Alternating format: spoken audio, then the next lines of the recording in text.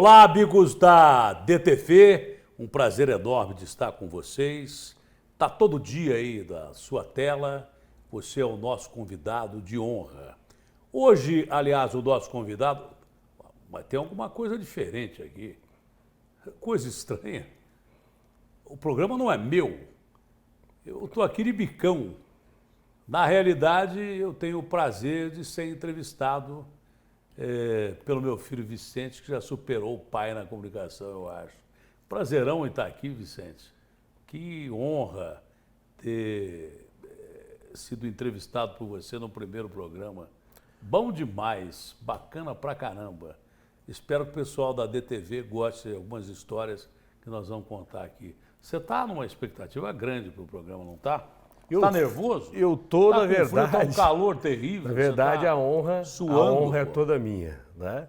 Suando eu não estou, acho que eu estou suando frio, né? Não sei se é porque o ar-condicionado está muito frio. Está nervoso porque você está perto do seu pai. Ou se eu estou tremendo aqui, porque é claro, né? É minha estreia, né? É o programa que estreia, né, na DTV, né? Um novo projeto, um projeto que a gente vai levar aí em rede mundial através da internet, né? Essa que é, na verdade, a TV que faz parte, né? Já faz parte aí da programação da internet junto com grandes parceiros aí, como a IEL TV. É um grande prazer mesmo e a honra toda minha de começar esse programa, né? O De Frente, que foi feito com todo carinho pela equipe da DTV, tanto o Jairo Menezes, né? O José Otávio, Mateuzinho. Você está ouvindo aí? Desculpa atrapalhar, você está ouvindo? Olha lá, ó, já estão recebendo ligações. Sabe que música é essa aqui? Do Poderoso Chefão. É a sua mãe ligando, meu filho. Deixa eu desligar aqui. É a sua Nada mãe melhor do que Desculpa aí, com 350 anos de carreira, eu ainda não aprendi a desligar o telefone celular. É a sua mãe ligando, é a sua mãe ligando. E quando sua mãe liga, desculpa interromper a abertura, mas tem que atender.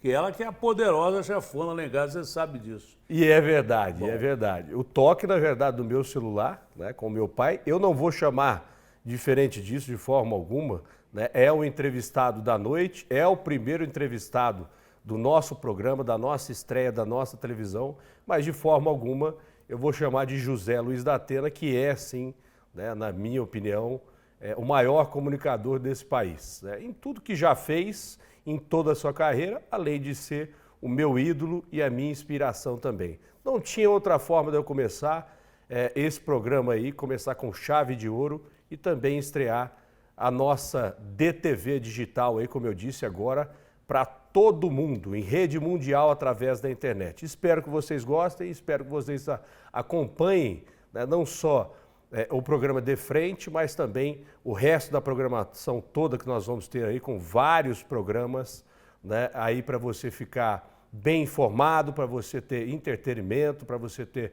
fofoca, né, para você ter tudo à disposição aí através do seu smartphone, do seu computador e até mesmo da sua televisão, que hoje pega a internet facilmente, tá bom? Sejam muito bem-vindos, as portas estão abertas da DTV sempre para você, tá? Pai, seja muito bem-vindo, hoje é a sua estreia, hoje é a nossa estreia na DTV, né? Já vamos começar perguntando, né? Já viemos as apresentações e eu tô com frio na barriga. Ainda dá frio na barriga de dar entrevista? Não, não dá.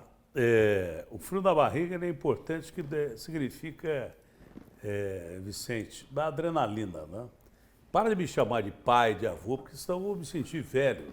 Já estou com quase 70. Não tem jeito, tem que ser pai. Não precisa. Me chama de Datenão mesmo, que está tudo certo. Você sabe que agora, no programa eu fico muito orgulhoso, pai, né? Eu fico muito orgulhoso em ver como você desenvolveu técnica para falar, como você fala muito bem, como você tem um raciocínio muito claro, como você, na realidade, representa hoje a ala nova de comunicadores que nós temos da TV digital, da internet.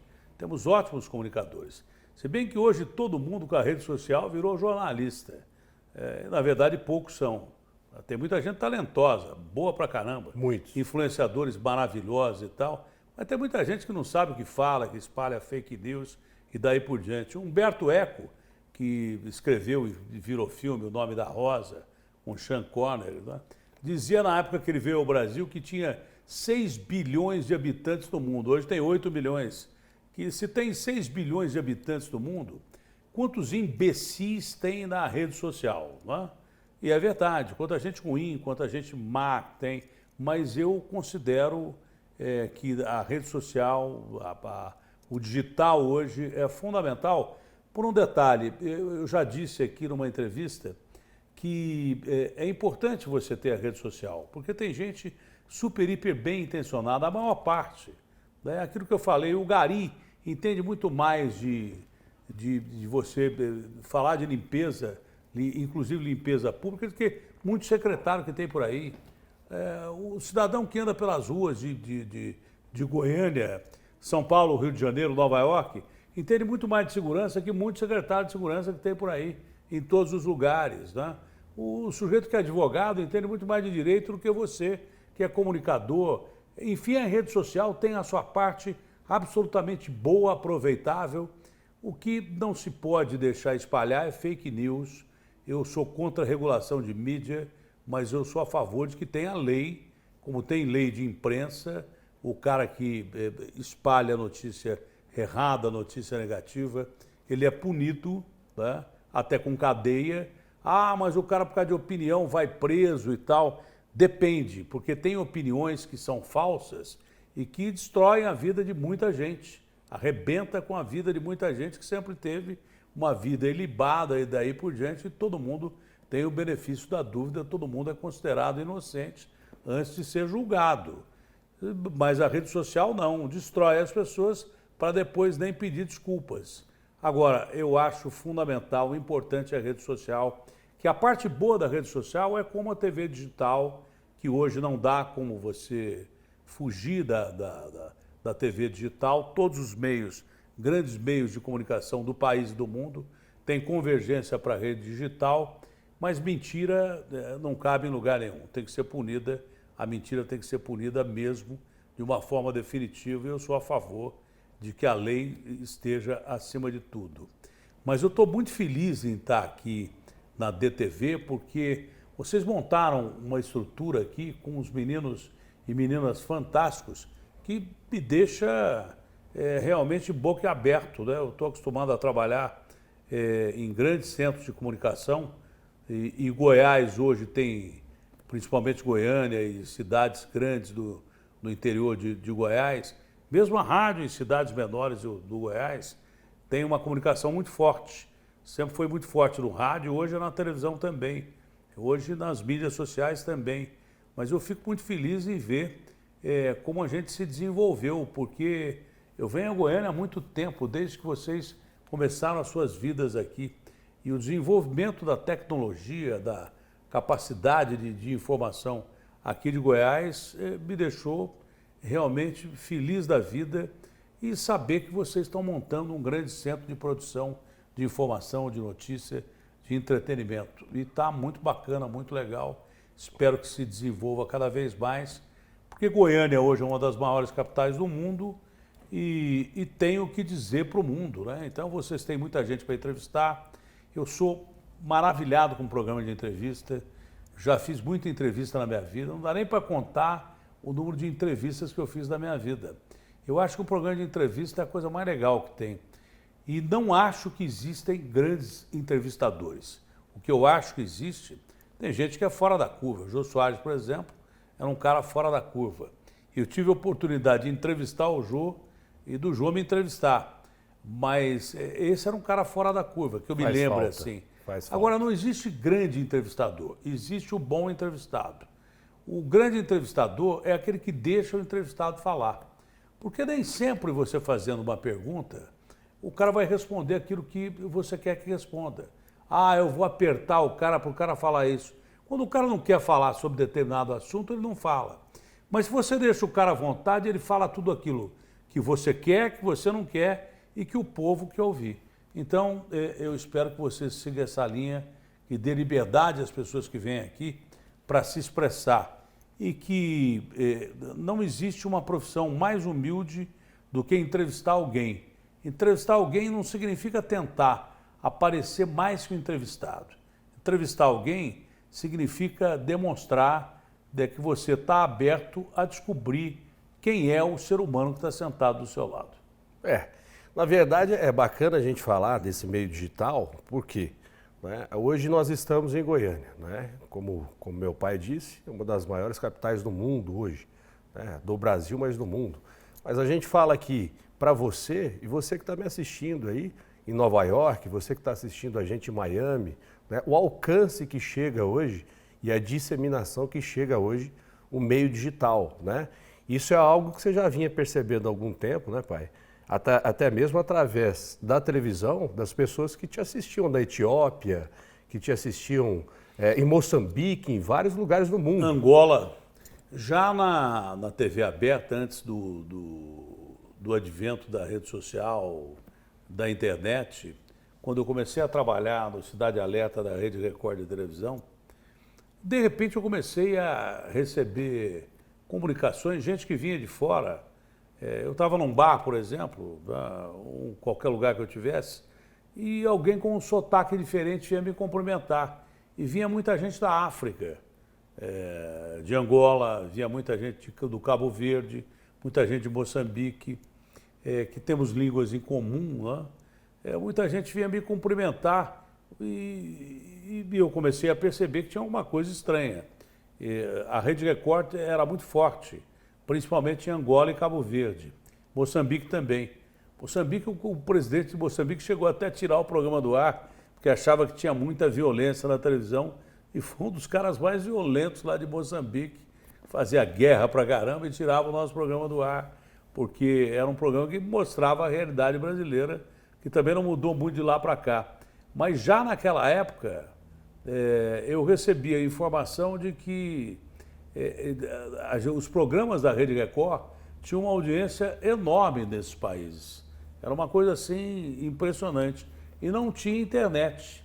E mesmo hoje, quando eu viajo, porque não depende especificamente de um canal de televisão hoje, por causa da internet, o cara tem um aparelhinho, ele pega emissoras do mundo inteiro, e lá fora, da mesma forma que o gringo vem para cá e quer saber notícias do seu país, lá fora os brasileiros, que representam boa parte da comunidade internacional, muita gente deixa o Brasil por melhores oportunidades e tal. O cara quer saber de notícia do Brasil, então todo mundo assiste todo mundo. É muito legal você chegar em países que você jamais imaginou que seria reconhecido e muita gente vem conversar com você para falar sobre os problemas do Brasil. É bacana pra caramba. Eu acho isso muito legal. Eu sou um cara meio tímido, você me conhece desde que nasceu, mesmo porque reservado. Você é meu filho, não é verdade? Reservado. Não, eu sou tímido, eu não gosto muito de conversa, não. Mas eu jamais deixei de atender alguém, jamais deixei de abraçar alguém, jamais neguei uma selfie, uma foto, porque eu acho que não existe nada mais importante que você tratar bem quem está do outro lado do meio de comunicação. Seja ele qual for, analógico, digital, enfim. Você faz programa para alguém que está assistindo. E ninguém merece maior respeito do que alguém que está assistindo. Por isso que eu acho que alguns conteúdos realmente não são legais, não são bacanas. Ah, mas Atena, você faz um programa que é muito violento. Primeiro que a grande parte da minha carreira, a maior parte da minha carreira, foi fazendo esporte, né? Quando eu comecei a trabalhar em rádio, eu fazia esporte, era repórter esportivo, um péssimo narrador de rádio, um narrador nota 5 como narrador de televisão, mas sempre fui um bom repórter. Mas eu comecei fazendo esporte, a vida inteira eu fiz esporte, muito mais do que eu fiz programa policial. Eu tenho 52 anos de carreira, a maior parte dessa minha carreira foi fazendo esporte, inclusive na TV Globo, na época do Osmar Santos, que fazia o Globo Esporte, Cabrini, enfim. O Galvão Bueno não cheguei a pegar, mas Oliveira Andrade e uma série de pessoas importantes que hoje ainda trabalham na televisão, a maioria trabalha na televisão, mas a minha carreira do esporte foi maior do que a carreira de programas policiais. Você tem saudade do esporte? Claro que eu tenho, porque eu fazia a antítese do que eu faço hoje, que é um programa que, na realidade, mostra o Brasil de verdade, não é um Brasil de mentirinha. Essa história de você mudar conteúdo de programa, eu não concordo com você mostrar cenas de sangue, não concordo com... Porque a notícia já é violenta. O Brasil é um país que não tem segurança pública adequada hoje em dia. Na verdade, o programa policial mudou muito. Não, o problema não é a polícia, o problema são as leis. Nós temos um Código Penal de quase 100 anos, que de repente o bandido leva muito mais vantagem do que o cidadão honesto, o cidadão de bem, inclusive o policial que está aí para te defender. E hoje grande parte da imprensa destrói os órgãos de segurança, porque tem gente boa pra caramba entre os policiais, tem muita gente boa. Ah, mas tem cara que pisa na bola, que mata e daí por diante. Quem pisa na bola, mata e daí por diante, está sujeito a leis como nós estamos sujeitos. Já me perguntaram, mas Datena, você defende policiais? Eu defendo o bom policial, que para mim é maioria. Sim. Eu vou defender quem? Bandidos? Quer que eu defenda quem? PCC, o Comando Vermelho? Claro que não. Claro que não. E bandidos infiltrados da política, políticos infiltrados na bandidagem e daí por diante. Quanto a essa gente, eu luto mesmo e repito, os programas policiais, especificamente, já não têm mais o espaço que tinham antes. Primeiro que há muito programa de polícia no mesmo horário, só que eles têm o espaço deles. E esses programas estão mudando para programa de serviço também. Porque o Brasil não tem só falta de segurança pública. O Brasil não tem segurança alimentar, que tem de gente morrendo de fome nesse país, é uma coisa impressionante. Ele virou um programa mais político do que polícia hoje. O Brasil não tem segurança de emprego, que tem de gente procurando emprego nesse país. Enfim, não é só a segurança pública, a segurança dessa que te permite, pela Constituição brasileira, pela Carta Magna do país, é uma das poucas coisas boas que tem na Constituição brasileira, porque a Constituição brasileira, que eu respeito pra caramba, eu luto por ela, mas é uma Constituição feita de uma forma errada, porque foi feita casuisticamente por políticos, né? E só por políticos, na época de transição do Império para a República. Você pega a nossa Constituição, ela foi emendada umas trocentas vezes, enquanto você pega a Constituição americana, tem 4, 5 páginas que não mudam até hoje, são cláusulas pétreas e feitas por gente de toda a sociedade, não por políticos. Por isso que deu certo. A Constituição americana, por exemplo, o cara quer tirar a arma do cidadão americano, não tira, porque simplesmente é cláusula pétrea da Constituição. Para mudar uma cláusula dessa, eles teriam que mudar a Constituição, e eles não mudam, porque foi pensada por gente que queria o bem de uma nação que hoje é uma das maiores nações do país. Todo mundo acha que os Estados Unidos é um país que se mete muito em todos os setores de atividade humana do mundo, mas a Rússia se mete, a China se mete, todos se metem, entendeu? Eu não sou favorável, por exemplo, à política do Trump. Eu tenho vários conceitos que são bem diferentes do presidente Trump, mas os Estados Unidos não representam o presidente Trump. Os Estados Unidos representam uma nação poderosa, a maior nação militar, econômica do país e que é feita pela maioria de gente de bem. Os países todos são compostos de gente de bem. O povo é povo em qualquer lugar do mundo. Se bem que eu ainda continuo achando que o povo brasileiro... O Trump, ele age como direita extrema. O povo brasileiro continua sendo o maior povo do mundo, o melhor povo do mundo. Mas povo é povo. Gente é gente em qualquer lugar do mundo. O que complica demais são essas posições políticas de 4, 5 pessoas, em termos, né, que se reúnem em torno de uma mesa, provocam guerras, provocam fome, provocam, na realidade, a destruição de um sistema que se autogeriria melhor se fosse realmente com o poder do povo, para o povo e pelo povo. Aqui a gente confunde muito poder do povo para o povo, de poder do bolso para o bolso.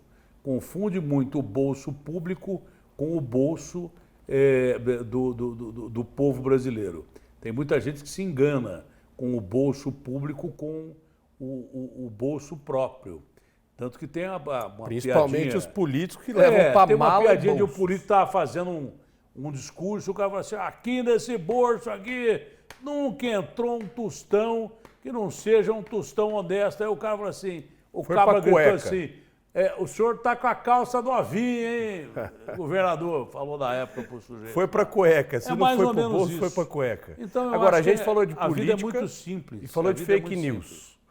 Nós estamos passando agora um período porque o Trump age como direita extrema, né? Uma direita radical extrema. Mas o Putin é assim. E já Aquele está baixinho perseguindo da Lula. Coreia do Mas Norte ele é já a está mesma perseguindo coisa. Lula. A E há China é a fake mesma news, coisa. às vezes, que usam, que a gente já falou muito, né? Que são pessoas que têm que ser punidas mesmo, que colocam fotos de porta-aviões dos Estados Unidos já à beira do Brasil para poder tirar o Lula e o Alexandre de Moraes de cena. Que há uma perseguição enorme à direita, principalmente a família do Bolsonaro. O que você acha disso? Não, o Trump, eu não vou entrar em detalhe. ele vai se envolver nisso? Eu não vou nisso? entrar em ou não? detalhe político porque eu não tenho lado Essa política nessa história. internacional, Não, mas eu não tenho lado nessa essa história. perseguição dele ao Não, Lula. império é império, ô Vicente. Império é império. O império americano é a mesma coisa que foi o império inglês, que tinha dominação do mundo inteiro, o império romano e outros impérios. O império pensa nele em primeiro lugar, nele como Estado. Ele não está nem aí os países que ele domina. Se o cara tem arma atômica, se o cara tem poder econômico e político, ele vai pensar no bem da nação dele, não pensa nos outros. É por isso que eu sou a favor da política do John Lennon, um mundo sem fronteiras, aquela música Imagine, é bem aquilo que eu penso. Mas qual é a sua ideologia política? A minha ideologia política é a Constituição brasileira, com todos os defeitos que ela tem, feita de uma forma casuística, mas ela representa o povo brasileiro. A minha política é o povo.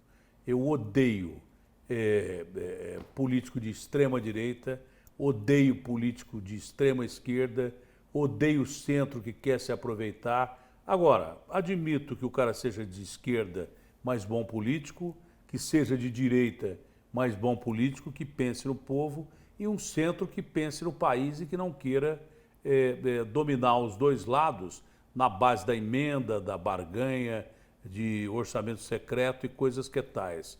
Então, a minha ideologia política é o povo brasileiro. Eu tive uma experiência política muito ruim, me candidatando à Prefeitura de São Paulo. Isso me fez ter certeza que as outras 5 vezes que eu tinha deixado de participar de eleições, em que praticamente eu tinha ganho as eleições como senador, iria ser eleito com tranquilidade, porque estava acompanhado de gente que tinha muito prestígio político na época, não importa se de direita ou de esquerda, não é? Iria vencer essas eleições porque não ia ter debate, o debate eu fui muito, muito mal, não significa que você, como apresentador de televisão, seja um bom político. Eu percebi isso nos debates, eu fui péssimo nos debates, fui lamentável nos debates. O debate ser foi induzido, aí, né? Não é isso. Foi Muitas aí vezes que você é induzido. o cara que sabe falar de política sabe falar. Não é que o cara que seja um bom comunicador seja necessariamente um bom político. Não. Isso aí é um engano total. Eu aprendi isso na prática de uma forma muito ruim. Mas eu prefiro ainda a época que eu era candidato e desistia, porque eu sabia que eu iria mal, do que essa experiência que eu tive como candidato a prefeito de São Paulo, onde eu tive uma votação. Se arrependeu? Não é. Eu não me arrependo de nada do que eu fiz. Eu só me arrependo do que eu não fiz. Só não faria de novo? Não faria porque foi uma experiência ruim. E política não é a minha. Eu percebi que política é a minha. Eu nunca mais passo perto de política. Não gosto de discutir política. Acho que o Brasil está no caminho errado com essa polarização de ou extrema-direita ou extrema-esquerda. Eu acho que tem que se pensar mais no povo brasileiro e a gente está numa situação muito difícil, não só em termos de política internacional, onde temos instabilidade no Oriente Médio, temos instabilidade com essa invasão da Rússia na Ucrânia, que já dura aí anos e anos, né? Quase 4 anos, chegando já a 4 anos. Diziam que a invasão da Rússia na Ucrânia ia terminar em uma semana, já dura 4 anos, vidas que se perdem, a milenar guerra do Oriente Médio, onde vidas se perdem todos os dias.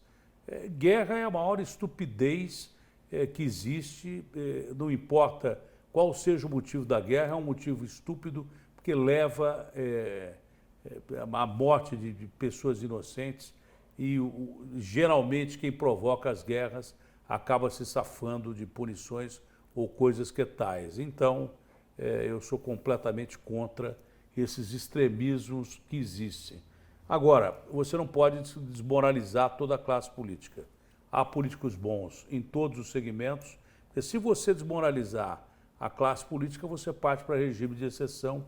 E regime de exceção, ditadura, seja ela qual for, de direita ou de esquerda, você viu ditaduras de direita que mataram muita gente, mas viu ditaduras de esquerda que mataram gente pra caramba. Você pega a Revolução Cultural na China, do Mao Tse-tung, ele matou 50 milhões de pessoas, maioria de fome. Do Stalin, na antiga União Soviética, matou 70 milhões de pessoas. Quer dizer, países e mais países que globalmente são importantes foram consumidos ali por políticas extremistas. Então, tanto faz. O Hitler, que era um fascista, extremamente fascista, direita pra caramba, matou 50 milhões de pessoas numa Segunda Guerra Mundial. Quer dizer, extremismo não dá certo em lugar nenhum. Eu acredito que o ser humano só vai conseguir a estabilidade, isso vale principalmente para o nosso país, quando os nossos políticos, quando a nossa classe dominante se preocupar de verdade com o povo. E não gosto muito de falar de política. Tem coisa melhor para a gente falar. Política Aliás, e carreira. Eu estou bem com o saco cheio política de falar de e política. carreira. Vamos pegar o gancho da política, porque você disse que o presidente de Moçambique já tentou tirar o programa do ar. Né? Já houve outras tentativas, não só por parte de políticos, mas já houve outras tentativas de tirar o programa policial em si, aquele policial antigo. Né? A gente sabe, como você mesmo disse, hoje mudou muito, mais serviço. O programa policial ele é importante, mesmo que ele seja só policial, normalmente não é. Hoje as pessoas estão diversificando. O programa policial tem muito de política. Porque segurança pública faz parte da política. Mas você mudou muito isso. E é fundamental. Não, eu não inventei nada. Mas hoje tem muito de direito do consumidor, você falar de aumento de preços, tem defesa da falta de saúde, que temos carência de saúde no país inteiro. Apesar de que tem países evoluídos que nem programa estatal de saúde tem, né? Nem política pública de saúde tem. O americano, quando ele fica doente, se não tiver um plano de saúde, ele morre, porque não dá para pagar o hospital. E os Estados Unidos são a maior potência econômica do mundo. O helicóptero, enchentes, o Brasil, foi isso que você implementou no programa policial. Com todos os problemas do SUS, ainda é um país que tem uma política pública que leva a algum lugar. O SUS, por exemplo, durante a Covid, salvou muita gente. Se deixarem de roubar o SUS, de meter a mão no dinheiro público, nós temos um programa de saúde que pode funcionar muito bem. Hoje não funciona. Depois da Covid também se desarticulou, perdemos médicos, enfermeiros. Hoje o cara contrata segurança para o cara que está num hospital que o SUS atende e não é atendido. O cara perde a paciência porque tem a mãe morrendo, o filho morrendo, tem segurança para bater nele, mas não tem médico nem enfermeiro para atender. Então eu acredito que a gente vai chegar num bom termo a partir do momento que a gente escolher os melhores, independente de qual seja a corrente política, independente de qual seja a ideologia. Acredito muito mais em gente que gosta do povo do que praticamente em ideologia. E tem muita gente boa de todos os lados. Só para finalizar, que você não me respondeu, já tentaram te tirar do ar fora esse caso do presidente? Não quero falar sobre isso, isso aí já é coisa superada. Deixa então, carreira, continuando em carreira. Hoje é o dia da sua estreia. Nós falamos do programa policial, o tanto que mudou. Hoje você estreia na Rede TV. O que vai mudar? É um novo formato? Vem o formato já de jornalismo, né? Que já não é policial, é mais prestação de serviço? Não. Dá só uma palhinha pra gente. Não. O formato será o mesmo. Eu falo de polícia, eu falo de política, eu falo de problemas sociais, que são os maiores problemas do Brasil. Falo de problema de saúde, que são os maiores problemas do Brasil. Falo de uma forma geral, mas não deixo de falar de polícia, porque a segurança pública ela é fundamental. Em qualquer lugar ela é fundamental e principalmente no Brasil. Você dizendo que o Brasil é um Brasil de mentirinha, que o Brasil é um país seguro, que a cidade de São Paulo é uma cidade segura, e não é. Muita gente quis defender que o centro de São Paulo, com Cracolândia e coisas que tais, que é um lugar histórico, é um lugar legal de você visitar, que tem a Praça da Sé, tem o pátio do colégio, tem pontos históricos importantes, mas os caras mentiram durante muito tempo que era um lugar seguro. Não era. Isso sempre atraiu gente para ser morta no centro de São Paulo. O que eu sou contrário é você passar informação que não é verdadeira. Isso eu combato. Se você jogar para baixo do tapete a sujeira que existe, você vai desinformar a população.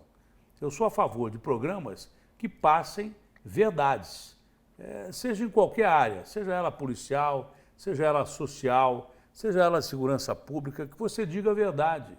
E acho que um programa de televisão tem que ser verdadeiro. Brasil de mentirinha já tem muita gente mentindo, não dá. O nosso programa sempre terá tudo. Eu sempre falarei sobre tudo, não tenho mais muito tempo de televisão, porque não quero mais ficar em imprensa durante muito tempo, é no máximo um ano, no máximo um ano que eu quero ficar em televisão. Depois vocês continuam a minha carreira, você está indo muito bem, os seus irmãos vão muito bem na comunicação. Eu espero que tudo dê certo para vocês e essa molecada maravilhosa que tem na imprensa brasileira, que está surgindo, que tem talento. Eu não sou aquele cara saudosista que sempre disse, na minha época era muito melhor o futebol, era muito melhor a imprensa. Não. Hoje tem jovens talentosos. Um exemplo é você, um exemplo são meninos aqui que eu tenho visto aqui mesmo de Goiás, uma capacidade enorme. E também não sou contra pessoas de mais idade, com a sua experiência, com a sua capacidade, continuarem na televisão, na rede social, nos jornais, nos sites. Eu sou a favor de uma mistura, tá? De que você tenha o tempero que a idade, a temperância que a idade lhe dá, mas a força, a capacidade e a capacidade, inclusive, de lidar com novas tecnologias dessa molecada que eu acho muito boa. Eu vejo meninas e meninos maravilhosos da imprensa brasileira. Quantos anos de carreira faz hoje? 52. 52 anos. Quem foi a pessoa que mais te ajudou nesses 52 anos, dentro, não só do rádio, mas da TV? Deus e a minha mulher. Deus e a sua mãe. Eu acho que eu sou um cara que acredita demais em Deus. Ao contrário do que andaram dizendo de uma forma mentirosa, eu respeito quem não acredita em Deus, porque o cara pode ser ateu, mas se ele seguir as leis dos homens, se for uma boa pessoa. Schopenhauer foi um dos maiores filósofos, e tido como filósofo da tristeza, ao contrário do Spinoza, que é o filósofo da alegria. Mas o Schopenhauer dizia, eu sou ateu, não acredito em Deus, mas me parece que é muito chato não acreditar em Deus. Então eu respeito quem acredita em Deus, mas respeita a lei dos homens. Eu gostaria que me respeitassem, porque eu acredito demais em Deus. Deus, para mim, é a base da minha vida. A minha família é importante, mas a sua mãe só perde para Deus no meu conceito, porque a sua mãe me ajudou a superar os momentos mais difíceis da minha vida.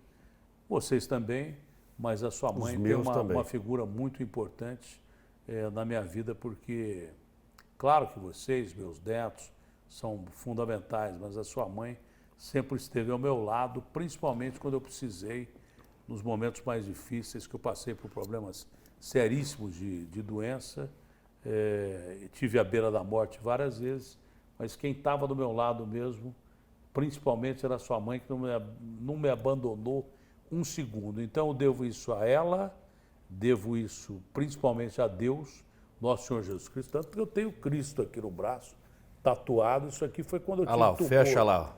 Foi quando eu tive tumor no pâncreas, tá? E sobrevivi a um tumor no pâncreas, pouca gente sobrevive, eu tatuei aqui Cristo.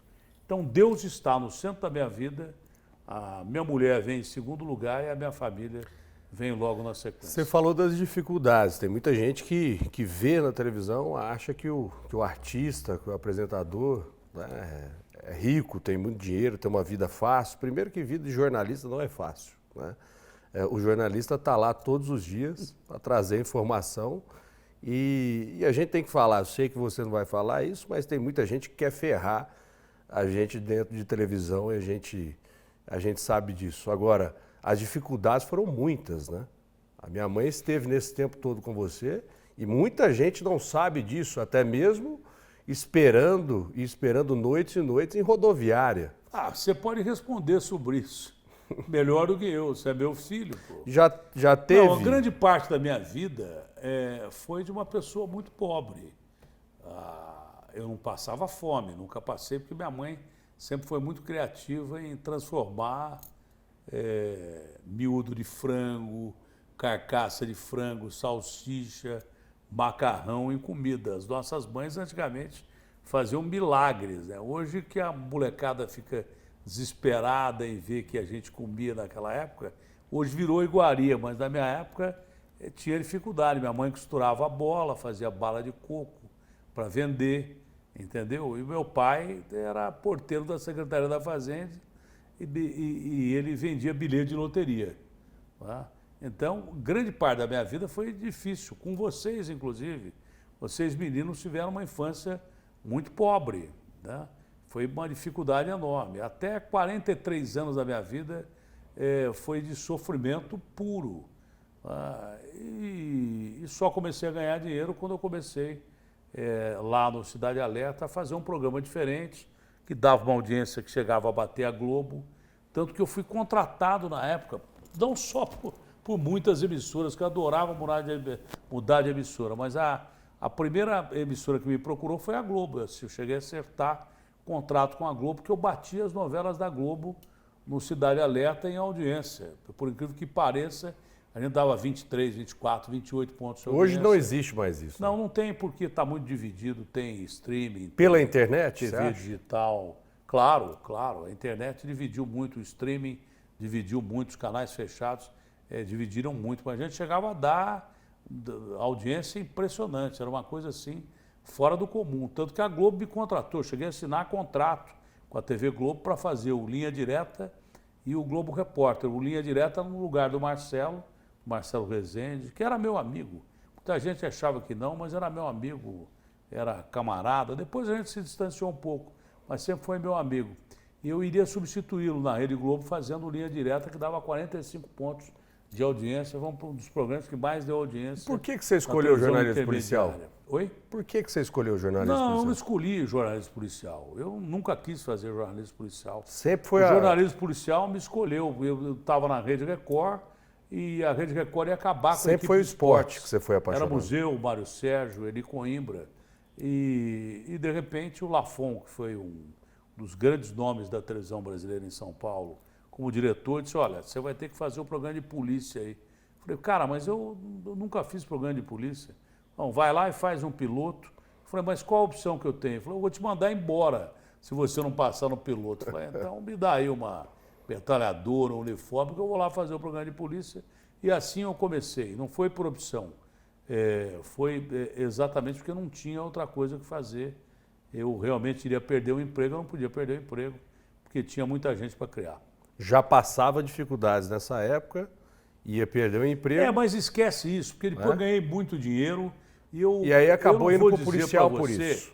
Você me conhece muito bem, eu não vou dizer para você que eu não gosto de dinheiro, porque isso não pega bem para uma população que precisa de dinheiro para sobreviver. Não estou nem falando aqui de um país que tem 4, 5 pessoas, com a maioria do PIB nacional, e 200 milhões de pessoas que passam uma carência enorme. Então, soa muito mal o cara dizer que não gosta de dinheiro. Dinheiro, o que eu concordo, ipsis literi, é que dinheiro demais arrebenta com a vida da pessoa. O que eu já vi de gente com muita grana, infeliz, não está no gibi. Mas dinheiro de menos também, miséria, arrebenta mais ainda, porque a pessoa morre de fome, vê os filhos morrerem de fome, não tem acesso à saúde, Então seria demagogia dizer que dinheiro não resolve muitos problemas. Mas por que tem muito bilionário que inclusive se suicida? Por que tem bilionários que enlouquecem? Entendeu? Eu acho que o cara tendo o suficiente para sobreviver, viver bem, viver uma vida legal, é o principal que você tem na vida. Eu tive isso como experiência própria. Eu nunca fui um cara dinheirista, não vou ser.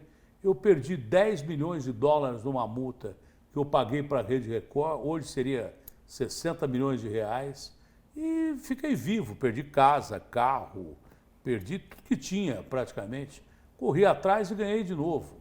Então, se eu disser que eu não fui feliz quando eu ganhei dinheiro, é mentira. E se eu disser que eu fui infeliz quando eu não tinha dinheiro, é mentira também, porque eu levava uma vida muito boa quando eu não tinha grana.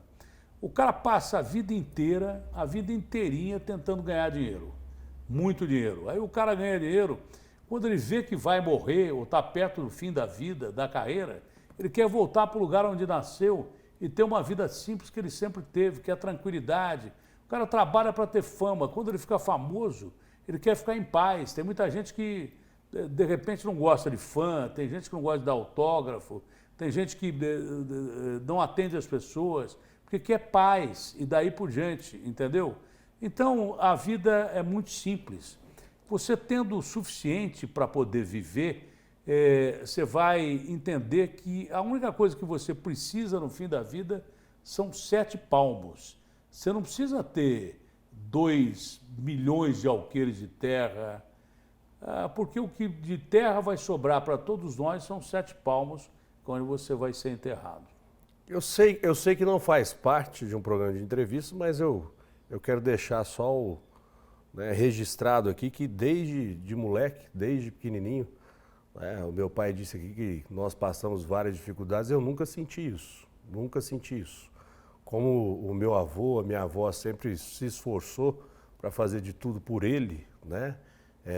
Pela Célia, a irmã dele também, a minha tia, e ele e a minha mãe fizeram de tudo para que a gente nunca percebesse que tinha alguma dificuldade. Né? Então, isso também é verdade, por um detalhe. Eu sou grato porque eu fui saber das histórias de dificuldades só quando eu já era mais velho. Eu sempre tive alimentação, eu sempre tive educação, então assim, eu queria deixar bem registrado isso mesmo, porque é o que eu passei e é muito legal da gente ver, né?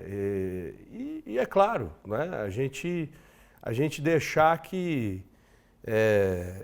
até um pouco emocionado, deixar a nossa gratidão por isso. Né? Eu sou pai, tenho 2 filhas e vou fazer de tudo, né? Mesmo se passar dificuldade algum dia, para que elas não passem também da mesma forma como eu não passei.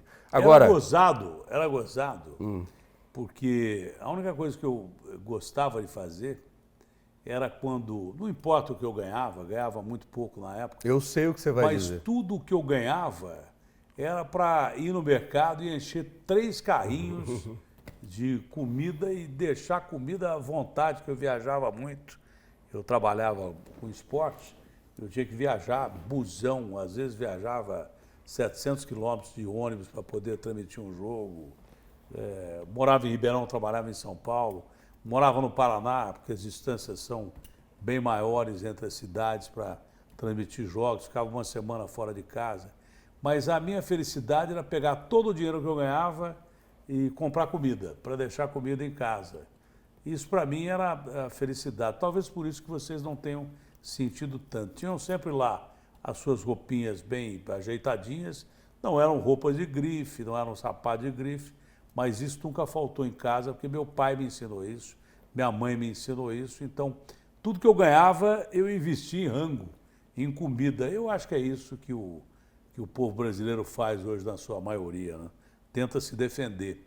Porque o cara, ele aguenta passar fome. Tá? Eu não vou dizer que eu passei fome na minha vida, mas você deixava de comprar alguma coisa para você para comprar comida? Se deixei.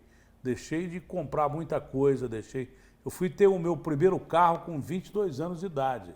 Você lembra muito bem disso, era uma Brasília branca, entendeu? Então, só fui conhecer carro que era um carro velho. O meu primeiro carro zero foi velho, tinha quase 200 quilômetros. Então, eu acho que a vida do brasileiro continua sendo essa, né, de correr atrás para ver a família ficar bem, porque você pode passar dificuldade, mas você vê um filho ou alguém próximo seu passando dificuldade é de cortar o coração. Na época do esporte, pelo que a gente sabe, a sua paixão sempre foi o esporte, né? A gente já deixou isso aqui bem claro. Acho que o esporte fez mais parte da sua vida e da vida das pessoas que você mais gostava, os seus amigos, né? O Eli, que eu conheci também, desde menininha, adorava o Eli Coimbra. Né? O Soares, nós temos o Silvio Luiz. Quem não lembra do Silvio Luiz? Poxa, o Silvio está até hoje. Está esquecendo do principal aí, que é o meu amigo Cajuru. O Fenômeno é meu irmão. Fenômeno Jorge Cajuru, Cajuru já desde 13 anos. O Cajuru eu conheci com 13 anos de idade, com óculos de fundo de garrafa. E ele botava um durex no meio, porque quebrou o óculos, não tinha grana para comprar. Dormia no plantão da rádio. O Cajuru foi um irmão que eu ganhei na vida, na mesma época que nós trabalhamos juntos. O Cajuru era menino, eu também, eu sou 3 anos mais velho que ele. Eu comecei com 16, 17 anos em rádio, o Cajuru tinha 13. Tá? Mas foi a época do Heraldo Pereira, que se tornou um grande comunicador da televisão brasileira. Todos nós trabalhávamos juntos lá em Ribeirão Preto. Foi uma época muito boa, uma época muito feliz da minha vida. Foi a parte mais importante da minha vida que a gente fazia esporte. E era difícil fazer, porque você tinha que viajar pra caramba, não tinha muita grana para comer, você comia o que tinha, voltava às vezes com fome para casa, mas sempre tinha comida esperando quando chegava em casa. Então, mas foi no esporte que você fez a sua reportagem mais marcante, ou não? Não. A reportagem que marcou a sua vida. Nós fizemos, eu até participei de um outro programa de televisão outro dia em que entrou o Márcio Canuto e também o Cabrini, que foram meus amigos, companheiros da TV Globo. Houve uma época em que eu e o Canuto éramos considerados repórteres, assim, por assim dizer, fornecedores de conteúdo. Irreverentes. Porque a gente fazia o que a molecada faz no tubo hoje, esses vídeos que a molecada faz no tubo, eu fazia em Ribeirão Preto e o Canuto fazia no Nordeste. Muita gente nem lembra disso. O Canuto sim, porque o Canuto ficou a vida inteira fazendo esse tipo de coisa, foi um dos repórteres mais brilhantes que eu conheci na minha vida. Eu não, eu acabei partindo para o programa policial. Mas as minhas grandes matérias foram matérias esportivas, porque a gente ficava disputando, eu e o Canuto, de uma forma salutar. Era o Canuto em Alagoas e eu em Ribeirão Preto, para ver quem encerrava o Globo Esporte Nacional, que era apresentado pelo Vanucci, o Nacional, e em São Paulo era apresentado pelo Osmar Santos. E o Cabrini foi meu companheiro de reportagem. A TV Globo, naquela época, que era bem incipiente, era começo, a gente saía, por exemplo, eu e o Cabrini de manhã para fazer a reportagem. Tinha que fazer em meia hora, você tinha que ser criativo. O Cabrini, tecnicamente, foi um dos repórteres mais fantásticos que eu conheci. Mas eu fazia a reportagem que era só brincadeira. Tá? Tanto que a gente tinha que dividir meia hora o equipamento cada um, porque só tinha uma câmera, só tinha um equipamento, então tinha que dividir. Por exemplo, eu tinha que trabalhar meia hora, o Cabrini meia hora, e entregar a matéria para fazer o Globo Esporte. Você imagina o quanto era difícil fazer isso. Mas foi um período muito bacana, eram matérias maravilhosas. Na Copa de 90, que eu já estava na Bandeirantes, que o Luciano me levou para fazer o repórter surpresa no apito final, eu fui eleito pela revista Veja, e grande parte da imprensa brasileira, como o repórter mais criativo da Copa de 90 na Itália. E olha que eu estava competindo nada mais, nada menos com um dos maiores gênios do humorismo brasileiro, que a Globo tinha levado pela primeira vez um humorista para fazer matérias tipo as que eu fazia e que o Canuto fazia, que eram matérias humorísticas. Né? Eu praticamente não via jogo, não ia estádio, só fazia matéria no entorno dos estádios e tal. E quem a Globo levou foi o Chico Anísio. E tem uma página amarela, porque não eram páginas amarelas, da revista Veja, que tinha um prestígio enorme na época, que dizia que a melhor cobertura humorística da Copa de 90 tinha sido minha. Tem até eu desmaiando, fingindo que eu estou desmaiando numa entrevista com a Titiolina, que era uma deputada italiana e era uma atriz pornográfica da época. Famosíssima. Famosíssima. Tanto que ela foi eleita deputada lá no seu país. Como você conseguiu falar com a Titiolina? Porque era difícil. Foram reportagens incríveis ali, tinha uma equipe muito boa. Nós conseguimos entrevistar a Titiolina, Pavarotti, enfim, gente fantástica. Aquela da Torre de Pisa que foi legal, né? Você volta à Torre de Pisa. Porque tinha um cinegrafista que era muito bom, virou diretor de imagem da TV Globo depois, que nós fomos em Pisa, que tem a torre inclinada. Eu falei, Toninho, eu quero, de repente, deixar a torre reta. Aí ele foi lá, pegou uma maquete da torre, a gente ficava mexendo, e depois você não podia chegar perto da torre, que ela estava sendo reformada para não cair, porque ia cair. Você não podia chegar, encostar na Torre de Pisa. Só que do lado tem um campanário. O campanário, a base do campanário era igual da torre. Aí o Toninho falou, finge que está empurrando aí a torre. E aí ele pegava a maquete, fazia assim, e parecia que eu estava empurrando realmente a torre. Foi uma das matérias. Nós fizemos, eu e o Toninho como cinegrafista, 60 matérias diferentes na Copa da Itália. Uma matéria diferente da outra. A Olimpíada foi assim. Você tinha que ser criativo porque tinha que ser. Porque tinha gente já muito boa fazendo isso. A Globo, na época, sempre dominou muito, né, essa parte do esporte, da Copa do Mundo. Vocês tinham uma certa dificuldade até mesmo para entrevistar os jogadores, não? Só tinha gente brilhante, naquela época. Jornalistas de primeira qualidade. Citei o Cabrini, mas tinha Gilson Ribeiro, Roberto Tomé, Luiz Ceará.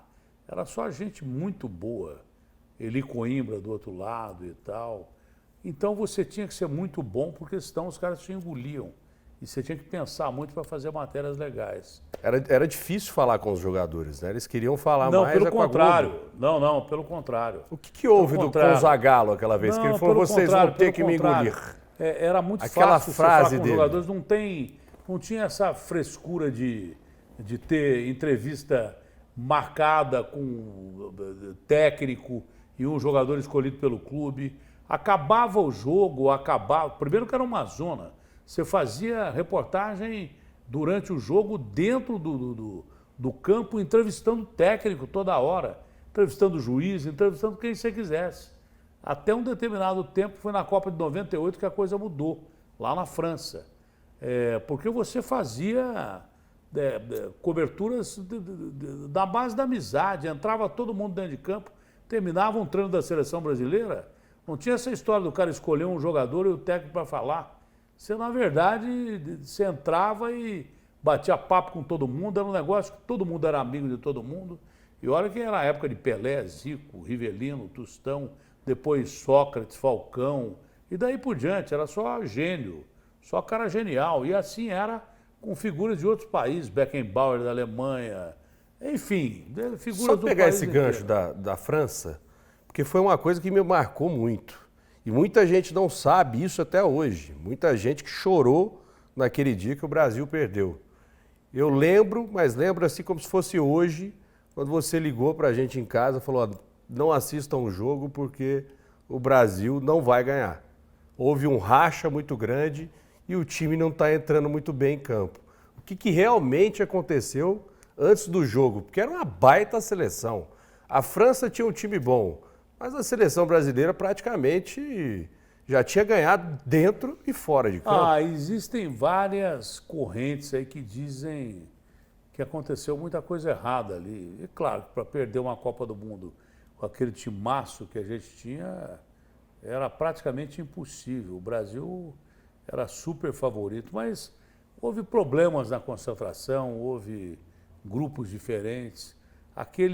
Houve um pau no vestiário, uma briga. Aquele problema com o Ronaldo foi um divisor de águas. Foi quando a gente perdeu para a França, né? O Ronaldo teve uma convulsão, saiu dali, foi para o hospital para ver o que ele tinha tido, que ele acordou passando muito mal. Um dos primeiros caras que chegou até ele foi o Roberto Carlos, lateral, que é meu amigo até hoje, fantástico, Roberto Carlos.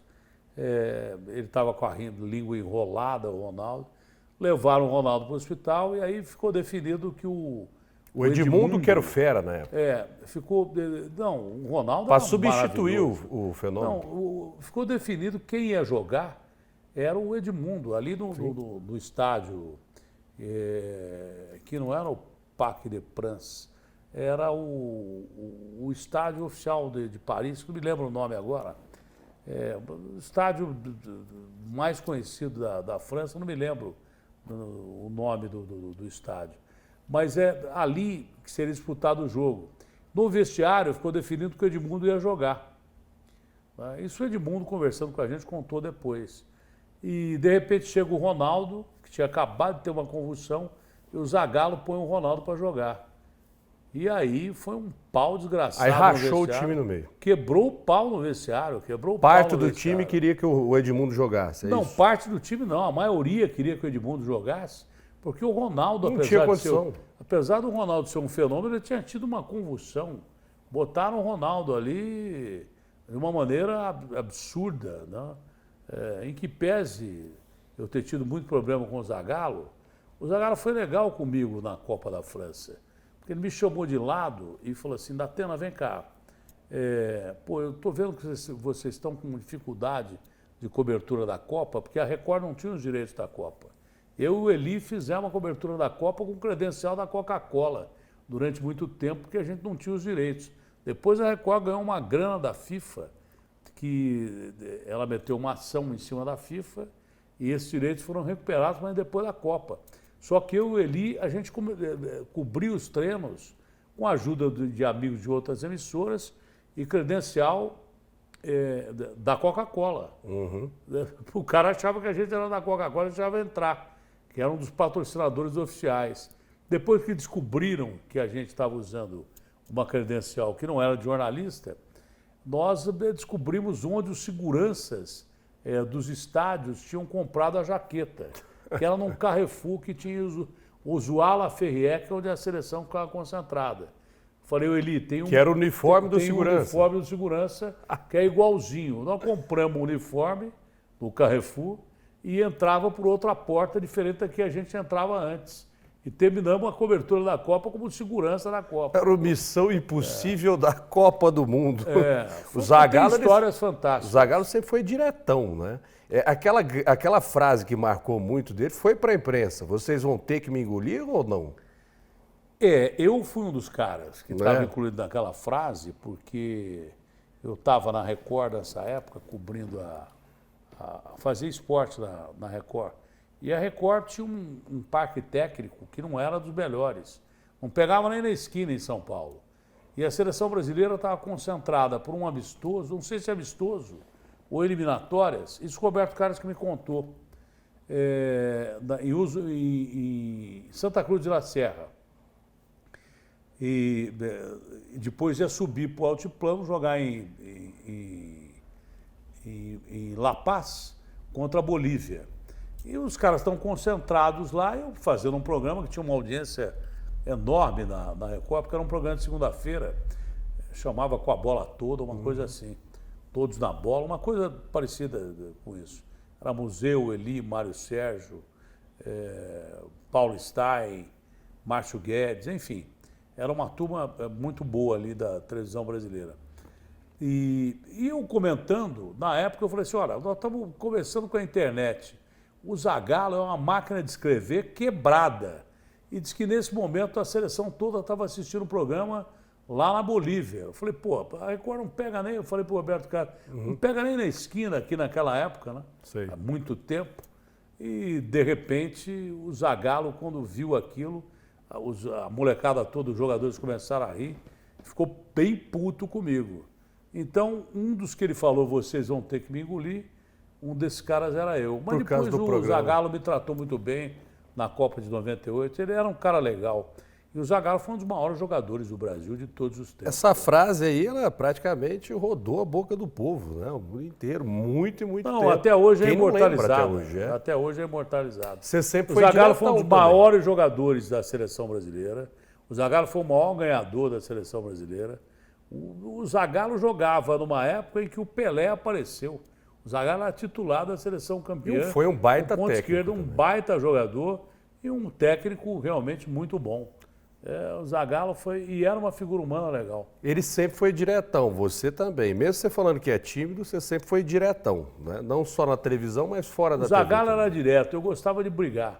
né? Eu brigava demais. Você sempre foi direto Zagallo na era TV, melhor do que é o que muitos pensam. Agora, falando em técnico de seleção, você acha que o novo técnico vai se dar bem? Porque é difícil, hoje é Se hoje ninguém é diferente. atrapalhar, se ninguém É tudo atrapalhar. estrela esses jogadores? Não, mas hoje? se ninguém atrapalhar, mas o Ancelotti é estrela também. É porque ele é diretão O também. Né? Ancelotti é um técnico que ganhou tudo que ele podia ganhar na vida dele. Ele tem o respeito Não pelos só caras. pelo Real Madrid, mas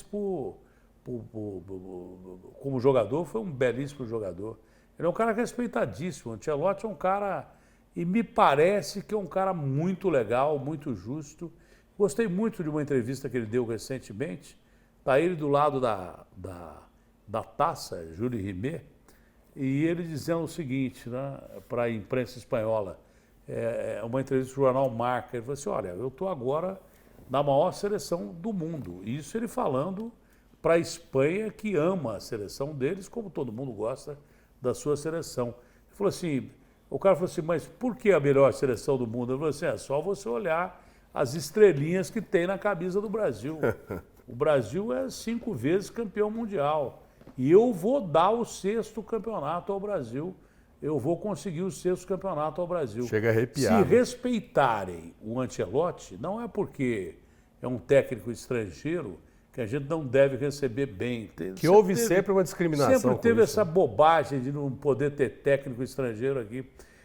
A maioria dos jogadores da seleção brasileira joga fora do país, nada mais lógico que tem um técnico que está acostumado a ter um esquema que todos utilizam, que é o esquema do futebol internacional, que está muito mais preparado que um técnico que está atuando no Brasil para dirigir a seleção. Então eu acho que o Ancelotti é o cara ideal. Se não atrapalharem, isso não quer dizer que no Brasil nós não tenhamos grandes técnicos. Tem, mas o Ancelotti tem um know-how enorme.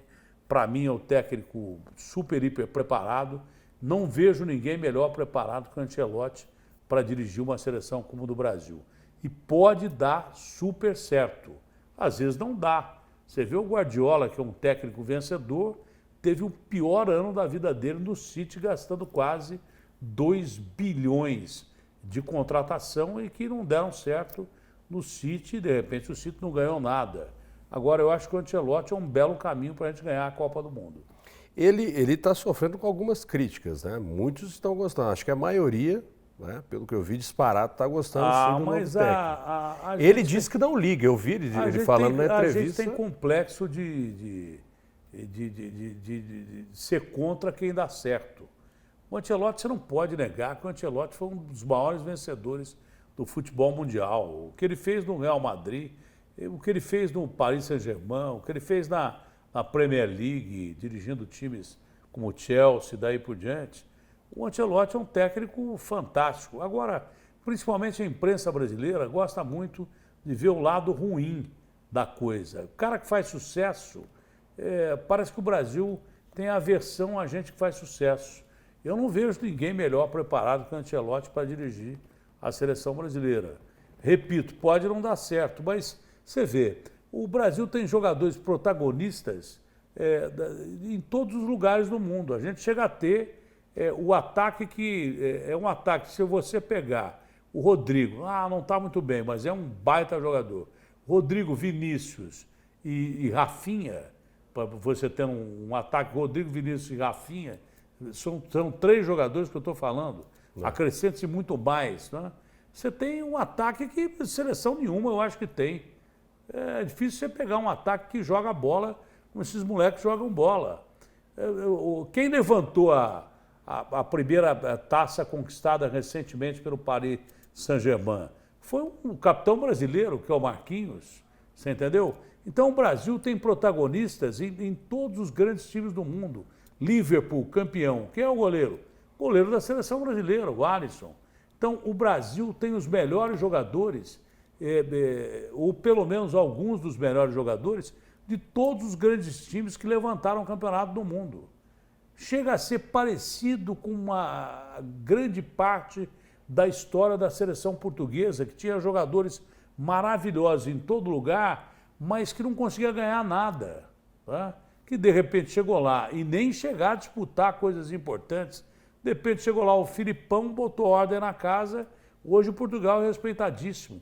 Eu acho que o Brasil tem um técnico ideal para montar um time ideal para ser campeão do mundo. Inclusive, talvez possa recuperar até o Neymar, que para mim foi um dos maiores jogadores que eu vi jogar, mas que infelizmente muito sucesso, muita fama, muito dinheiro, de repente desviou o Neymar do caminho do futebol. Mas que eu não conheço nenhum jogador, tirando o Messi, no futebol mundial, que chega perto do Neymar em termos de capacidade técnica. Você acha que ele tinha que ter sido convocado? Muitas contusões. Hoje eu não sei como é que ele está fisicamente, porque se ele conseguir chegar perto de um nível tecnicamente bom, eu acho que é capaz de o Ancelotti recuperá-lo e ele ser um dos grandes jogadores da seleção. Você acha que ele tinha que ter sido convocado? Agora não. Não. Agora ele está fora Sem de forma, condições, está machucado, agora não. Mas que ele tem que ser convocado, se tiver condição física para a Copa do Mundo, tem que ser convocado. Eu acho que o Neymar joga muito, joga em qualquer time que ele já jogou fora do Brasil, mas acho que ele sempre amarelou e amarelou muito dentro de campo. Eu acho que você está completamente enganado. Principalmente o Neymar, quando vai fazer amistoso. É um dos únicos poucos jogadores do Brasil que não amarela. É por isso que ele está todo quebrado. Porque ele faz graça pra caramba, ele tem uma capacidade técnica que é brincadeira. O que eu já vi o Neymar fazer com bola, eu só vi Pelé, Rivelino, Sócrates, Zico. Não vi ninguém fazer com Messi. Eu só vi jogadores desse tipo, Maradona. Entendeu? O Neymar é cracaço. E o Neymar, ele nunca fugiu do pau. É por isso que os caras quebraram o Neymar. Eu me lembro até o jogo que arrebentou com a carreira do Neymar. Eu estava assistindo o jogo e torcendo para o Paris Saint-Germain. O cara pegou ele contra o Olympique de Marseille. O cara não. Foi esse Payet, que eu não sei se ainda está no futebol brasileiro, que ele veio para o Vasco da Gama. Esse Payet jogava no Olympique de Marseille contra o Paris Saint-Germain. O Paris Saint-Germain estava metendo de 3-1, ganhando de 3-1, jogando no Parc des Princes, em Paris. Eu lembrei o nome do estádio, Stade de France.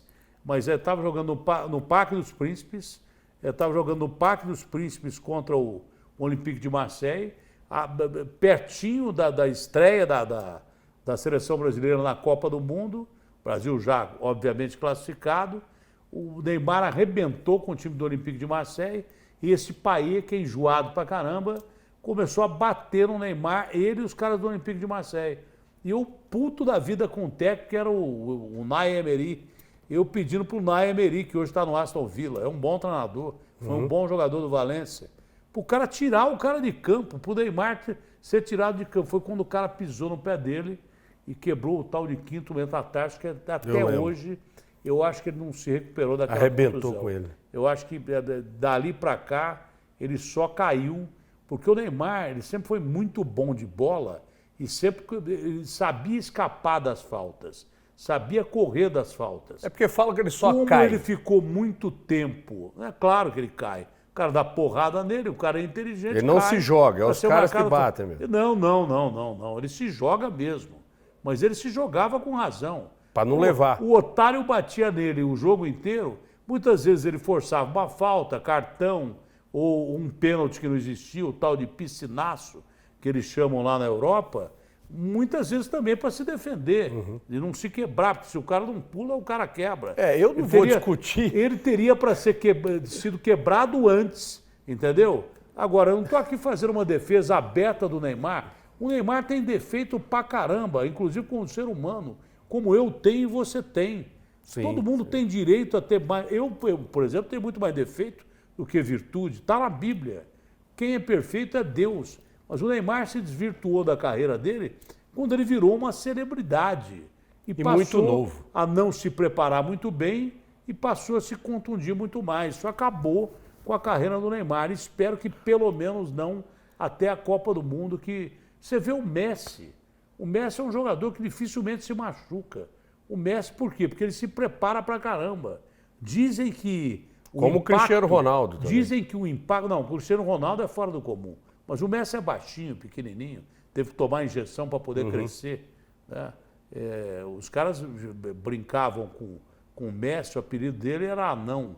Porque ele não conseguia crescer. Teve que tomar injeção pra caramba para poder crescer, para poder Romário era baixinho enfrentar e sempre aqueles jogou pra jogadores. caramba também. Sim, mas o Messi era muito pequeno. Ele ainda é pequeno, mas era muito pequeno. Com a altura que ele tinha, se ele não desenvolvesse um tratamento, ele nem teria jogado futebol profissional. Porque ele era muito pequeno. Hoje ele é baixinho, mas forte pra caramba. Diz que o impacto do jogo dele, o cara diz que marca o Messi, não é só habilidade, ele tem força física. Você vê que ele enfrenta zagueiros enormes. E ele, como o Neymar, ele encara o adversário. Eu gosto do Neymar jogando bola, não só por ser fantástico, como tecnicamente falando, como ele não corre do pau. Tanto não corre do pau que depois que ele perdeu o preparo físico, os caras começaram a pegá-lo mais ainda, porque ele não conseguia fugir, porque fisicamente estava mal preparado. E aí se quebrou todo, ficou um ano parado agora. Eu simplesmente dei a minha opinião, mas não vou discutir, porque eu sei que você sabe muito mais de futebol. Não, eu não sei nada. Todo brasileiro sabe de futebol. Qualquer brasileiro que senta num boteco entende muito mais que às vezes eu sou muito péssimo, cara que fica cagando regra da imprensa como se fosse gênio. O brasileiro não entende, todo brasileiro não entende de futebol. Às vezes uma discussão de boteco se discute coisa muito mais importante do futebol do que esses caras ficam em mesa redonda falando, e que na realidade não dizem nada. Entendeu? Num boteco, às vezes, você tem uma discussão porque tem tanto jogador de futebol no Brasil que deixou de ser jogador por uma série de fatores que eu não sei como é que é o negócio. Isso é impressionante, né? O papo de futebol vai longe, porque a paixão do brasileiro é a paixão nacional. Agora, a gente estava falando do Lancelotti, foi por isso que a gente pegou até o gancho do esporte. E porque você gosta muito também de futebol do Ancelotti. O Lancelotti é o Silvio Lancelotti. O Ancelotti. Ele disse que não está nem aí para as críticas. Simplesmente ele disse em entrevista, inclusive foi na Globo, eu acho, se não me engano, no Fantástico, disse que não está nem aí para as críticas que vão fazer para ele, que ele vai fazer o serviço. As críticas? Agora fazendo uma brincadeira aqui. Você ia ligar para a crítica ganhando 50 milhões em um ano? Mas você já foi muito criticado, então, mais pelo estilo de programa que você faz. Dizem que é sensacionalista, ou que você fala de alguma forma que não gosta. Na época que como você lida com as críticas? Na época que me criticaram muito, eu também ganhava muito dinheiro. Mas independente disso, o Ancelotti não liga para a crítica porque ele ganhou tudo. Não é por causa do dinheiro que ele ganha. É porque ele tem trabalho onde ele quiser. Mas você... Na época também, eu estou aí fazendo uma comparação... Quando dizem que o programa, por exemplo, Não, eu estou fazendo uma comparação guardadas as devidas proporções. Na realidade, eu caguei para a crítica, a não ser do povo. Sim. Do povo, sim. Crítica do povo. Quando alguém para me fazer uma crítica, um cara que me assiste, eu realmente fico chateado e preocupado, porque muitas vezes é gente que gosta de mim, falou, Datena, você errou aqui, ali e tal. Agora, tem gente que te tenta destruir simplesmente pelo fato que não gosta de você. Então, não ligo muito para crítica, não. Da mesma forma que não ligo para elogio. Para mim, tanto faz. Crítica e elogio estão no mesmo peso. Vamos, acho que fechar legal. Acho que agora você está estreando. Está na hora que eu estou com fome, cara. Já foi a sua casa, você volta à Rede TV mais uma vez, já passou por todas as emissoras, acho que foi uma das únicas pessoas que já trabalhou no jornalismo e no esporte também, em quase todas as emissoras do país. Volta à Rede TV, um programa novo. O que mais falta você fazer na sua carreira? Nada. Eu pretendo fazer a Rede TV e não sou um homem rico, ao contrário do que as pessoas pensam, porque eu perdi muito dinheiro, ganhei muito dinheiro, mas perdi muito dinheiro, mas para eu e a sua mãe vivermos de uma forma legal, normal, já está bom. Eu pretendo trabalhar no máximo um ano mais e depois vocês continuam aí, vocês que são da minha família e que por acaso são muito bons jornalistas, são muito bons no que fazem. vocês continuem aí com o que eu comecei e muitos meninos e meninas fantásticos que tem na imprensa brasileira que estão surgindo aí. Eu acho que está na hora de eu realmente descansar um pouquinho e poder ficar mais ao lado da sua mãe, porque eu sempre fui um cara muito ausente, eu fui um pai ausente, fui um marido ausente, mas por necessidade física. Eu trabalhava viajando, às vezes ficava 6 meses fora de casa, 3 meses fora de casa, dias, semanas. Então eu queria aproveitar esse restinho de vida que eu tenho para viver mais com a minha família e não vou ficar muito tempo em televisão, em imprensa não. Eu acho que eu já fiz o possível, eu acertei bastante, errei muito mais, mas acho que uma pessoa é construída das suas virtudes e dos seus defeitos também. O conjunto da obra é que faz alguém se sentir realizado. Eu ganhei alguns prêmios na minha vida,